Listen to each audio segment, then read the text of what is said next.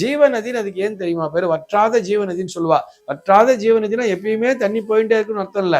நம்முடைய ஜீவனை, நம்முடைய உயிரை காப்பாற்றுவதே அந்த நதிகள் தான் என்பதை மனதார புரிந்து கொள்ள வேண்டும். அதனால்தான் அதுக்கு அந்த ஜீவநதினே பேரு. அதனால்தான் அந்தந்த நதிகளிலே அந்த மகாமகம் போன்ற அந்த மகத்திலே கும்பமேளா அப்படிங்கிற ஒரு விசேஷத்தெல்லாம் நடத்துவா தெரியுமா?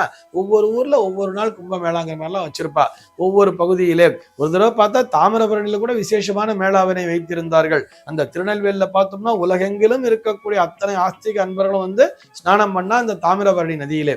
இப்படி தாமிரபரணியும் ஒரு புண்ணிய நதிதான். இந்த ஊரிலே ஓடக்கூடிய, நம்முடைய பாரத தேசத்திலே ஓடக்கூடிய அத்தனை நதிகளுமே புண்ணிய நதிகள் தான் அப்படிங்கிறதுக்காக சொல்லிக்கிறோம்.